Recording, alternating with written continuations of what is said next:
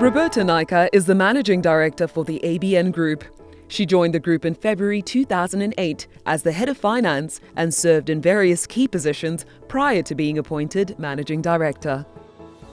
International Women's Day provides a useful opportunity to reinforce the fact that everyone has a role to play in forging a more gender-balanced world.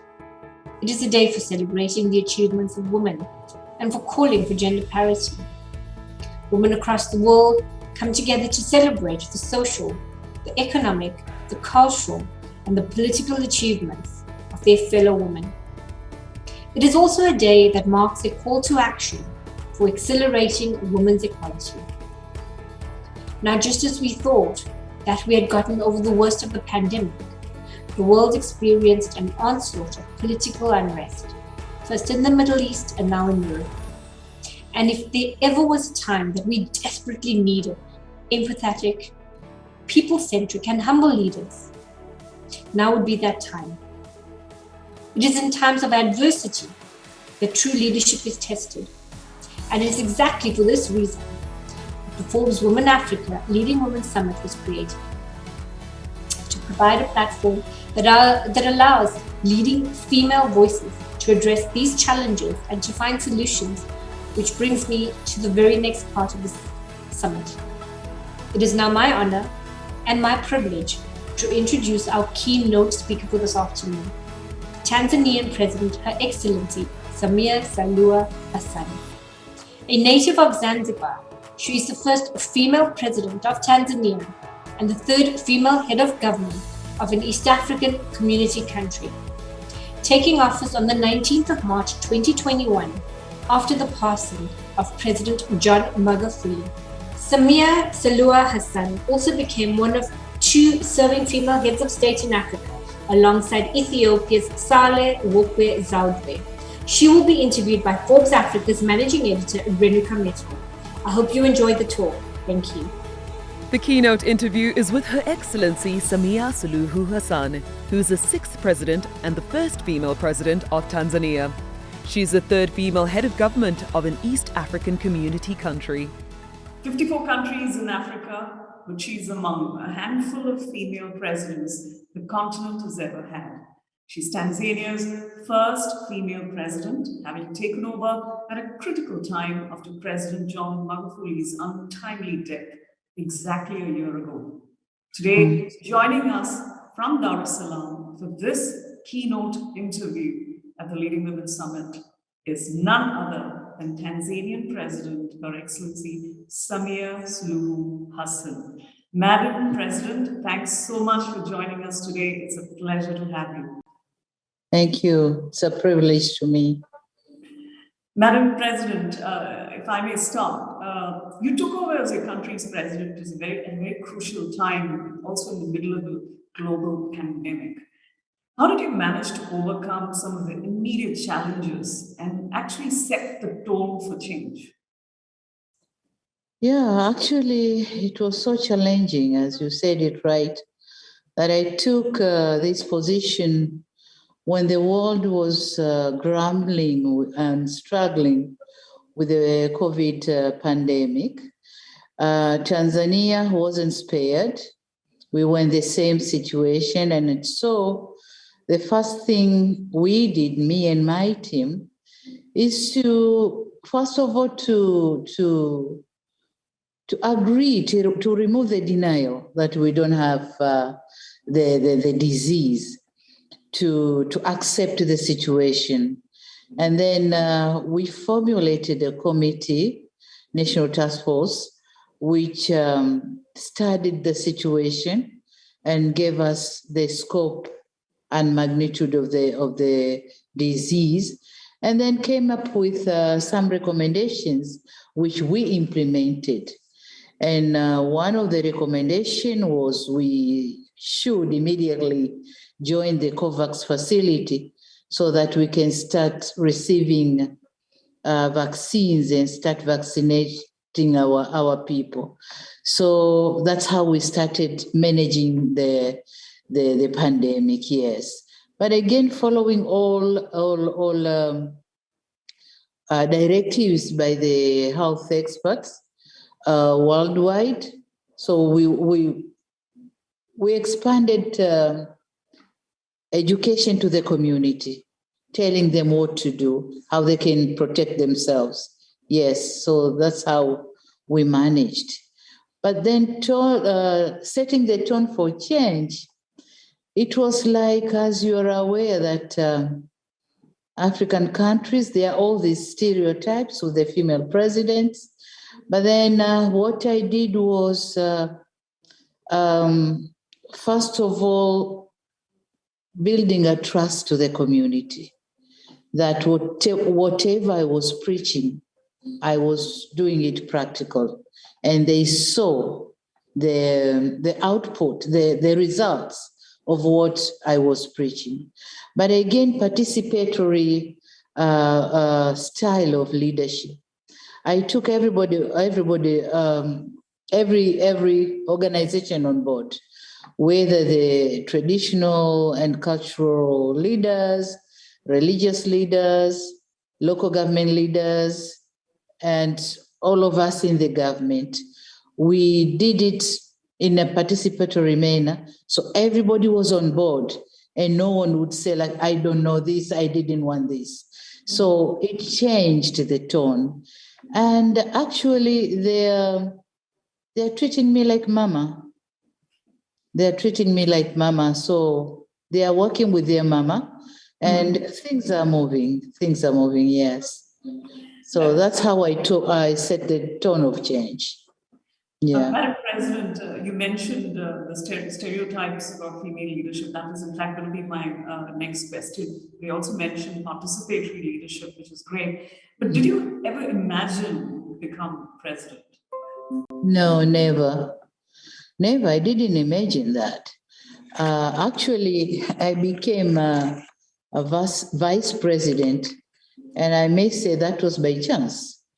And I never thought that one day I'd become a head of state. So it happened what it happened.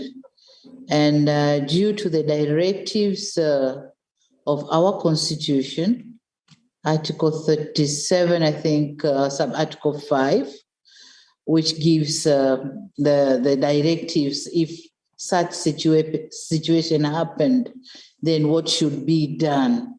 And that's why we had a smooth transition from the late Dr. Magufuli to myself. There was really a very smooth and peaceful transition. This is due to the directives of our constitution. Why is it then Africa does not have more female presidents? Number one, I think it's due to our cultural and traditions, and maybe because we didn't have an opportunity, most of our mothers and grandmothers, to go to school by then. But then there are those stereotypes which we have been talking about, that maybe women are not for top positions. They might be in the government, but not in the top positions. But again, I must say, at least Africa, we have shown the way, because at least we have a handful amount. We had somebody in Central Africa, in Liberia, Madam Sirleaf, then we have Madam Banda in Malawi, then we have Salewak in Addis, then myself. So at least we have shown the way. Europe did it much better, but then think of America.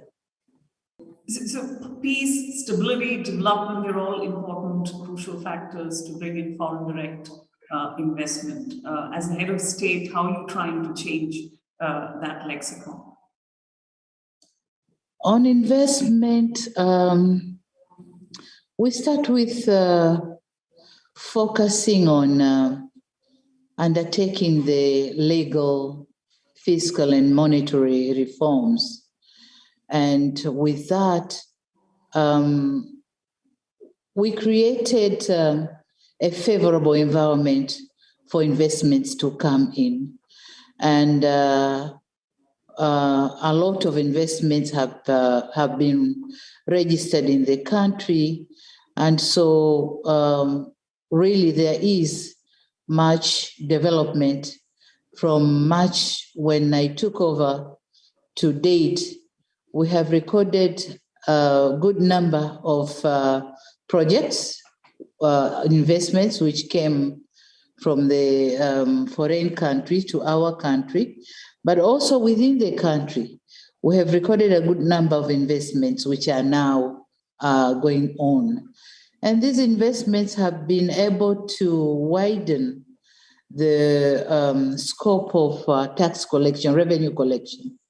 And yeah, I can say there is much improvement because when I took over March 2021, we were collecting about 1.2 trillion a month.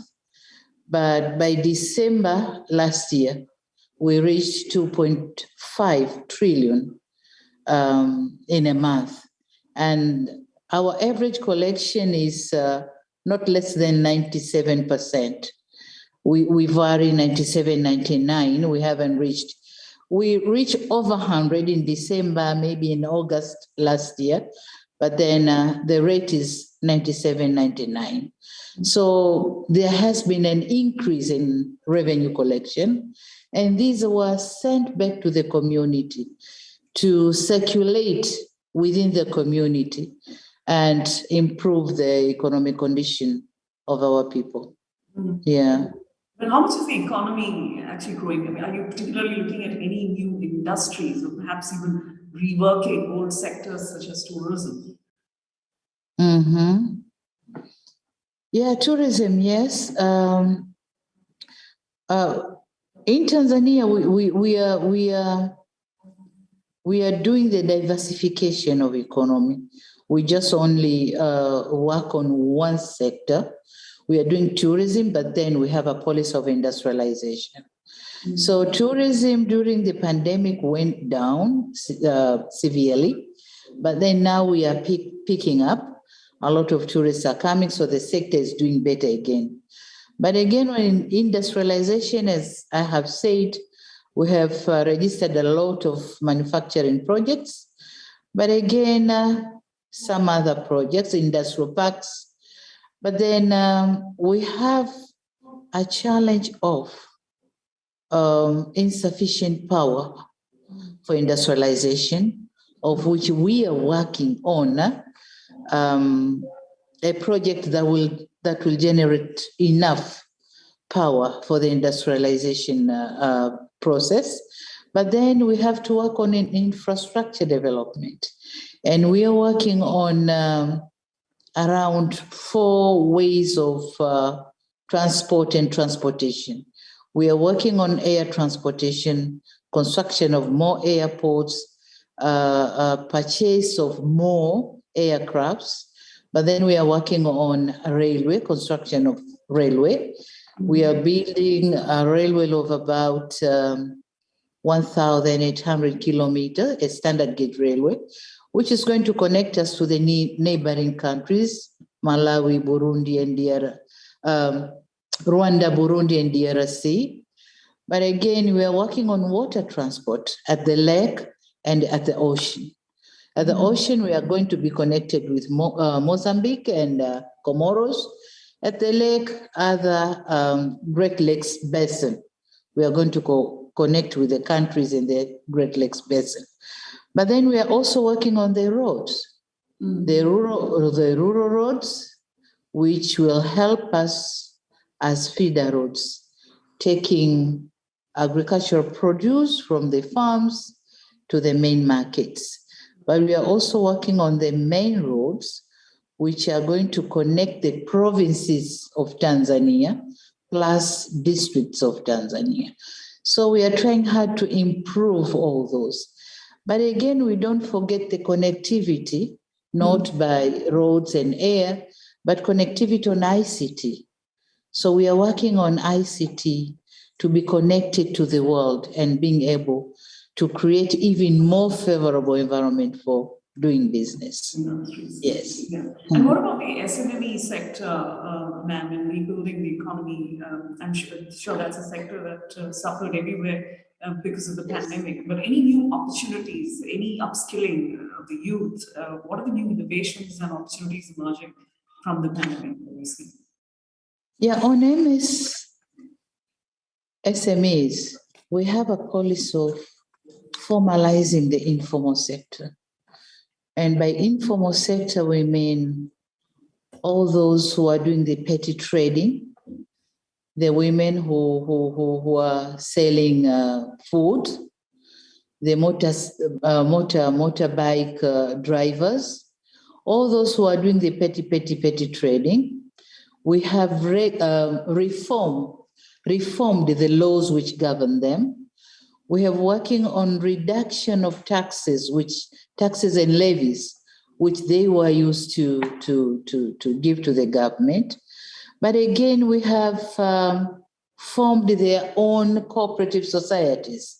We call them we even have SACCOs with them, the savings and credit associations with them.